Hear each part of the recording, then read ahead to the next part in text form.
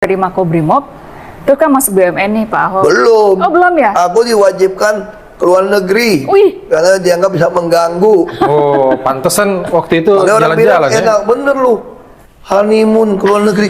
Iya. Saya mah bukan honeymoon, itu honeymoon, moon. 6 kali.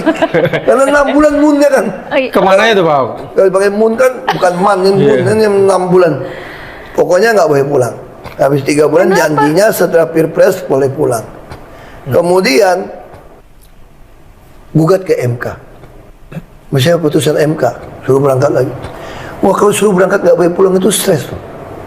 Menurut Pak Ahok, dalam wawancaranya bersama Mbak Didi dan Mas Iyo di tayangan Taktik di kanal YouTube 2045 TV ini, ada alasan khusus kenapa dia harus segera menikah setelah keluar dari penjara di awal tahun 2019, di awal tahun Pilpres 2019. Rupanya nih, Pak Ahok diminta untuk pergi ke luar negeri selama berbulan-bulan, selama proses Pilpres tahun 2019. Sosok Pak Ahok dianggap membahayakan elektabilitas Presiden Jokowi. Makanya, supaya tidak menimbulkan kontroversi, Pak Ahok diminta untuk berbulan-bulan berada di luar Indonesia. Dan makanya karena itulah, karena ibunya nggak bisa menemani Pak Ahok di luar negeri dalam kurun waktu berbulan-bulan, maka dia harus segera menikah. Pak Ahok harus ditemani oleh seorang istri selama berada di pengasingannya di luar negeri. Jadi boleh dikata, Pak Ahok adalah sosok yang membahayakan Pak Jokowi. Makanya Pak Jokowi perlu membuatkan sangkar emas buat Pak Ahok, supaya Pak Ahok nggak masuk lagi ke arena politik nasional dan membuat gaduh. Setelah Pak Jokowi memenangkan Pilpres di tahun 2019, sangkar emas untuk mengurung Pak Ahok tersebut adalah jabatan sebagai Komisaris Utama PT Pertamina, BUMN terkaya di negara kita. Sangkar emas PT Pertamina itulah yang sekarang ditinggalkan oleh Pak Ahok untuk merebut kembali jati dirinya sebagai manusia yang bebas. Yang menarik, nah ini ada yang menarik. Ada yang lebih menarik dibandingkan yang barusan itu. Tampaknya dalam meredam efek Ahok yang berbahaya, Pak Jokowi tampaknya tidak cuma menyediakan kurungan emas. Tapi tampaknya dari kisah-kisah yang sekarang mulai muncul, tampaknya Pak Jokowi juga pernah memasukkan Pak Ahok ke dalam kurungan yang sebenarnya. Memasukkannya ke dalam penjara. Akibat tekanan massa di tahun 2017, Pak Ahok akhirnya dijebloskan ke penjara dengan tuduhan telah menista agama. Padahal, kalau saja Pak Ahok ini mendapatkan pengadilan yang fair, yang objektif, Pak Ahok pasti bisa bebas dari tuduhan yang mengada-ngada tersebut.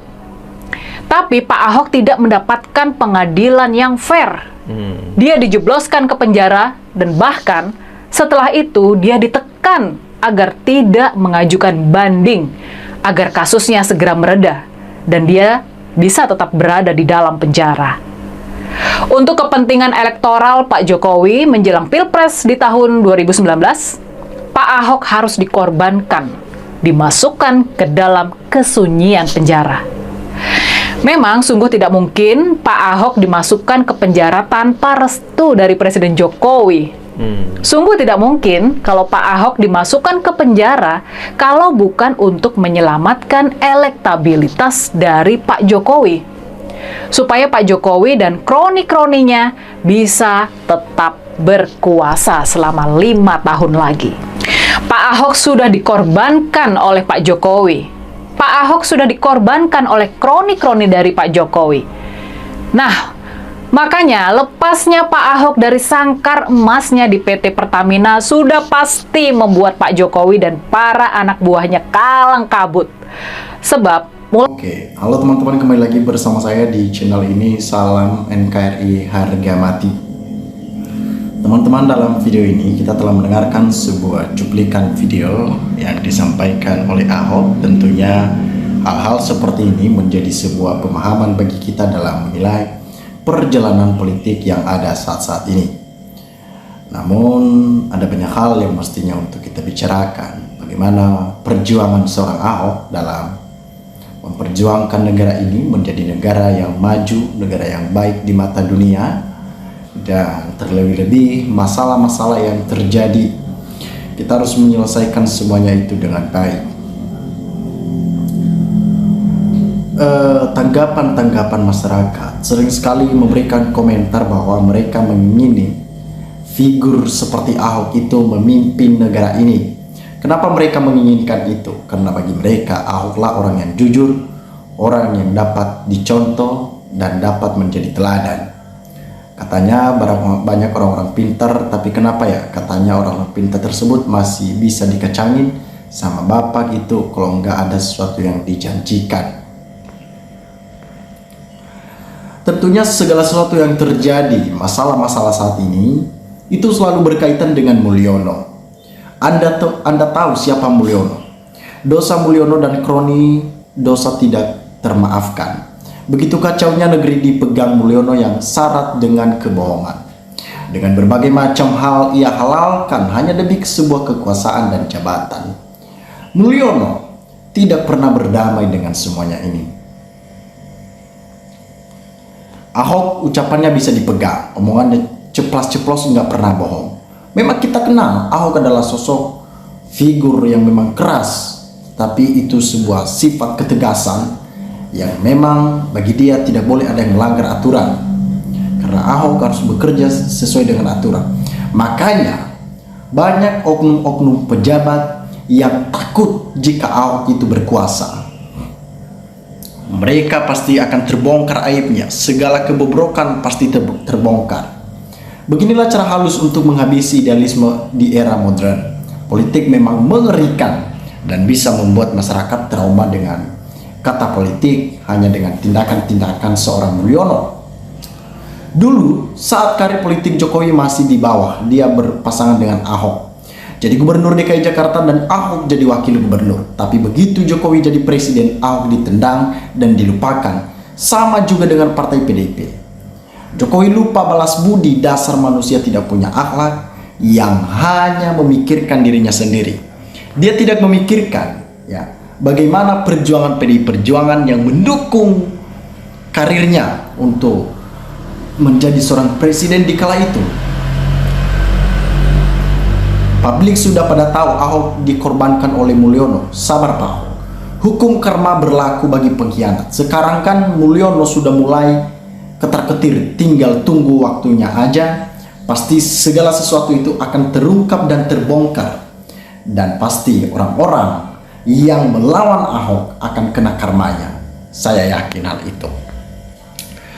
Dari sejak pertama tampil kampanye gubernur Jakarta, hati saya seolah mengatakan kalau orang ini seperti membawa misi terselubung hingga saya tidak pernah cocok, dan alhamdulillah sampai akhir 2 periode saya tidak pernah memilihnya.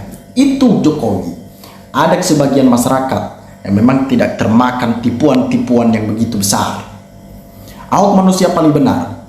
Veronica salah, Jokowi salah, Prabowo salah, Anies salah, jutaan masyarakat 212 salah. Semua orang yang salah, yang benar si Ahok doang. Kenapa masyarakat ngejas Ahok orang yang tegas dan jujur? Karena dinilai dari segi apa yang ia kerjakan itu pasti hanya semata-mata untuk kepentingan masyarakat. Pada saat kejadian itu gue udah posting di Twitter, intinya aneh banget kalau Ahok sampai masuk sementara doi lagi berkuasa, mustahil. Tapi ternyata terjadi. Curiga banget, pasti ada sesuatu, dan jreng sekarang terbuka.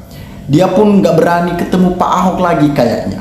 Katanya orang licik itu hobinya berbohong dan pastinya jago bermain watak. Itu yang terjadi. Dan pasti suatu saat akan mendapatkan karma apa yang telah ia lakukan terhadap seorang Ahok. Ahok kalah ilmu gelembung solo dari Jokowi. Berarti sekarang Ahok baru sadar setelah luntur ilmu pamungkas gelembung solo Jokowi. Sudah kuduga dari awal, ternyata benar dugaan masyarakat bahwa memang tujuan Jokowi adalah ingin berkuasa sendiri. Soeharto, Prabowo, Luhut, Kevlin, Paloh, Megawati, SBY, dan Serap ya, super kaya Mulyono iri hati, serakah ikut-ikutan nyolong duit. Negara jadi nomor 1 dunia enak di Indonesia, duit negara break nggak apa-apalah. Yang penting memperkaya diri sendiri, itu yang terjadi. Yang terjadi saat ini tentunya kita mau ya perubahan itu akan ada, karena semua orang yang dekat sama Jokowi pasti dihianati sama Jokowi. Saya takut Prabowo dihianati cepat. Prabowo ganti semua kabinet titipan Jokowi. Kita takut sebagai masyarakat akan dihianati nantinya antek-antek Jokowi. Teman-teman, sahabat-sahabat lensa netizen, dimanapun Anda berada, silakan berikan tanggapan teman-teman di dalam kolom komentar ini, sehingga kita dapat bertukar pikiran antar satu dengan yang lain lewat kolom komentar ini. Terima kasih teman-teman. NKRI harga mati.